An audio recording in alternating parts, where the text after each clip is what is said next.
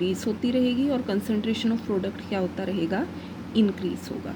So we can say if concentration of reactant is more than equilibrium shift कहाँ पर shift होगा, forward direction में.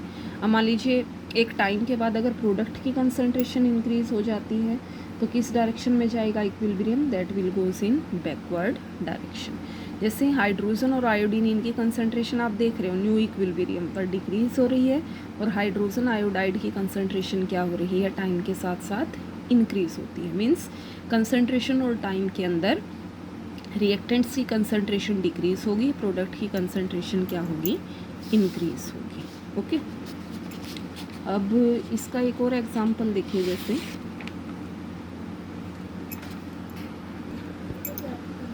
Hydrogen iodine का ये एग्जांपल हम कर चुके हैं.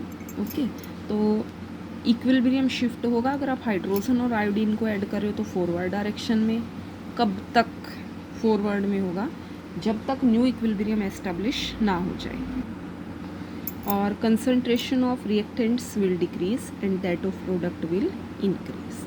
अब देखिए सेकंड केस है. जैसे मान लीजिए फेरिक साल्ट है, this is Fe3 positive means ferric salt. अगर आप इस फेरिक साल्ट जिसका कलर कैसा है, पेली येलो, इट्स कलर इज धुंधला जो येलो कलर का है, अगर आप उसके अंदर कुछ ड्रॉप्स डालते हो, ड्रॉप्स किस चीज़ की, जैसे पोटाशियम थायोसाइनेट की अगर आपने एडिशन कर दी, जो पोटाशियम थायोसाइनेट हम कह सकते हैं किस कलर का है, कलरलेस है. मीन्स फेरिक आयंस के अंदर अगर आप पोटाशियम या थायोसाइनेट आयंस डालते हो which is colourless, so after addition आप कुछ टाइम के बाद क्या देखोगे, जो रेड कलर ऑब्टेन हुआ. क्यों रेड कलर ऑब्टेन हुआ, क्योंकि यहाँ पर Fe जो फेरिक आयंस हैं वो सल्फोसाइनाइड, क्या कहेंगे हम इसको, सल्फोसाइनाइड कम्प्लेक्स की फॉर्मेशन कर दी.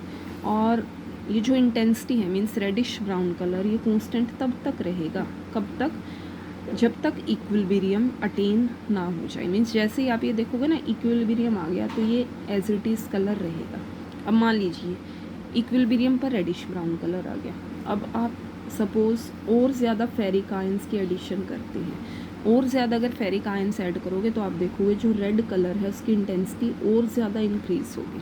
Means we can say if more ferric ions are added then intensity of red colour increases, shows more formation of, किस चीज़ की ज़्यादा फॉर्मेशन हुई है, जो फेरिक सल्फोसाइनाइड आयंस है इनकी ज़्यादा फॉर्मेशन हुई. अब मान लीजिए इसकी जगह हम ऐड कर देते हैं, किस चीज़ की एडिशन करते हैं, suppose we are adding potassium ferro sulphocyanide, potassium ferro sulphocyanide. ये पोटाशियम के आयंस अगर आप डाल देते हो तो आप क्या देखोगे, व्हाट यू विल सी, इसी के अंदर जैसे रेडिश ब्राउन कलर. अब आयरन की जगह सपोज आप किस चीज़ की एडिशन, ये तो प्रोडक्ट बन चुका है, अगर आप इसमें ऐड कर देते हो पोटाशियम का फेरो सल्फोसाइनाइड, ठीक है, पोटाशियम फेरो सल्फोसाइनाइड, तो आप क्या देखोगे, जो रेड कलर की इंटेंसिटी है इट विल डिक्रीज.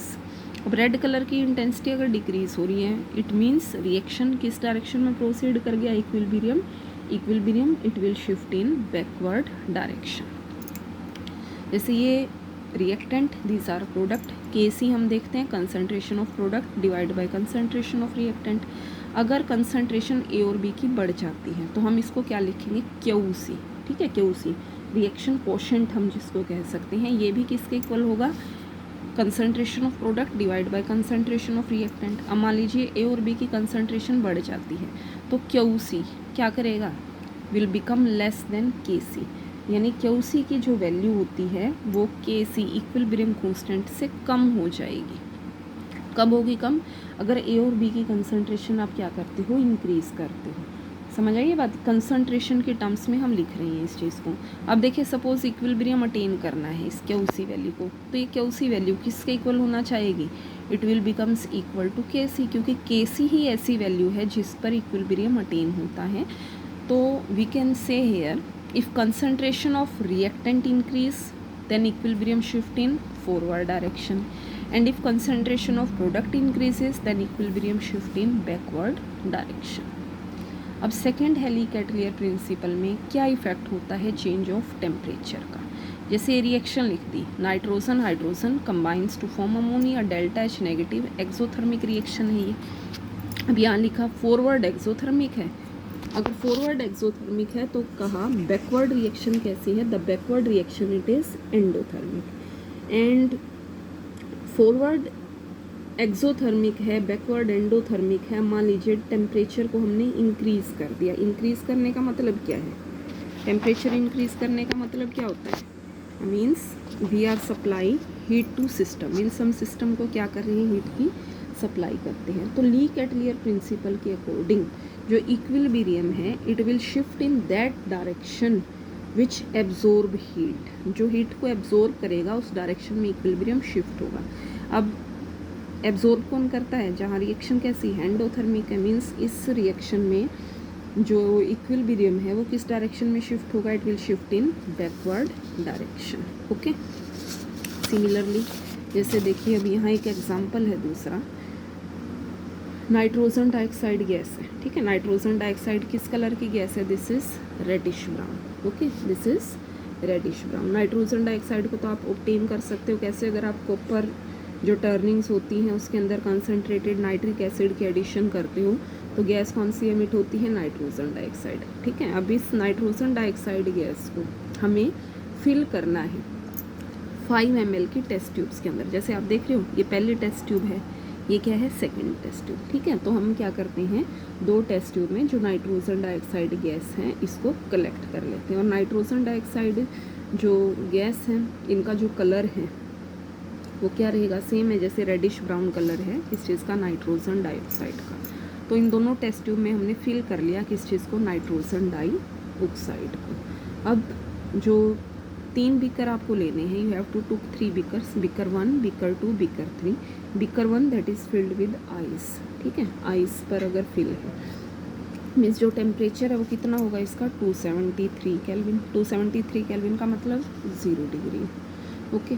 और जो थर्ड हमने बीकर लिया है, ठीक है, जो एक बीकर और लिया इसमें हॉट वाटर लिया है बीकर 3 के अंदर, हॉट वाटर लगभग जिसका टेम्परेचर हम ले रहे हैं 363 केल्विन या 90 degree, okay.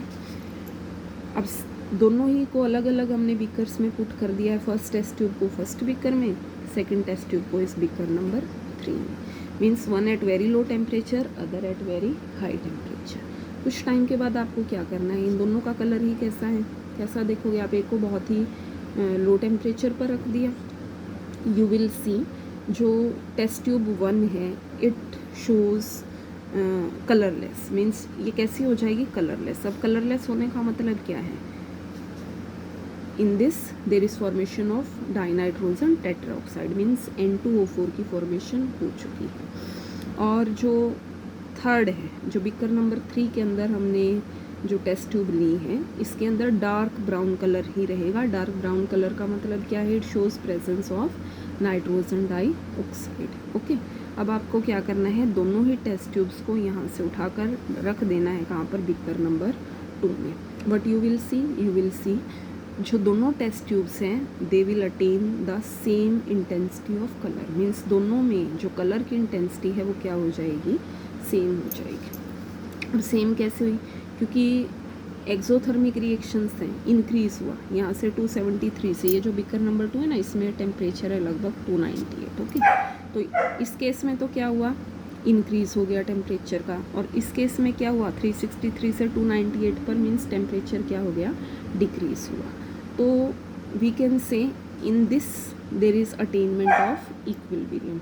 So exothermic reaction effect of increase, अगर आप टेम्परेचर इंक्रीज़ करते हो इक्विलिब्रियम किस डायरेक्शन में शिफ्ट हुआ, यानी कि बैकवर्ड में, क्योंकि हीट को क्या कर लिया, एब्जॉर्ब किया, okay.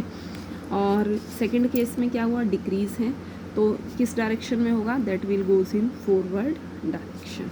So we can say exothermic जो रिएक्शंस हैं they are favoured by low temperature, हमेशा कम टेम्परेचर पर एक्सोथर्मिक रिएक्शन होती है कम, और हायर टेम्परेचर पर कौन सी रिएक्शंस होंगी, they are endothermic reactions. Next है प्रेशर का क्या इफेक्ट पड़ता है। अब जैसे हमें पता है अगर आप जितना ज़्यादा प्रेशर लगाते हो उतना ही नंबर ऑफ मोल्स क्या हो जाते हैं, लेसर एरिया में आ जाएंगे। We can say low pressure favours low pressure, अगर प्रेशर कम होगा तो नंबर ऑफ मोल बढ़ जाते हैं, अगर प्रेशर ज़्यादा लगाते हो तो नंबर ऑफ मोल्स क्या हो जाएंगे, डिक्रीज़ हो जाएंगे। जैसे अगर कोई सिलेंडर है उसमें गैस है, आप हाई प्रेशर अप्लाई करते हो तो नंबर ऑफ़ मोल क्या हो जाएंगे, कम हो जाते हैं।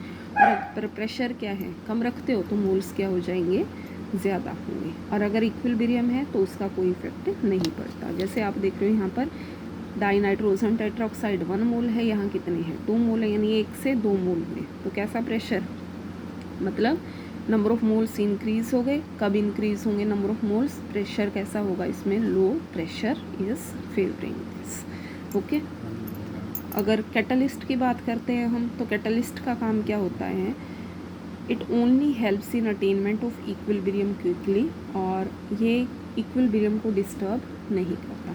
जैसे nitrogen hydrogen when combine they will form ammonia, iron catalyst की फॉर्म में यूज़ होता है। तो कैटलिस्ट क्या काम करेगा वहाँ पर, it only helps in attainment of equilibrium quickly. Volume का भी यही चीज़ है, अगर किसी गैस का वॉल्यूम डिक्रीज हो जाता है मीन्स प्रेशर क्या हो गया, इंक्रीज हुआ। तो effect of decrease of volume that is effect of increase of pressure. Okay, तो देखिए ये है हमारा केस ली कैटलियर प्रिंसिपल। और Le Chatelier principle it is very important according to examination points of view. So do this types of equilibrium. Okay, this is for today. Thank you. Have a nice day.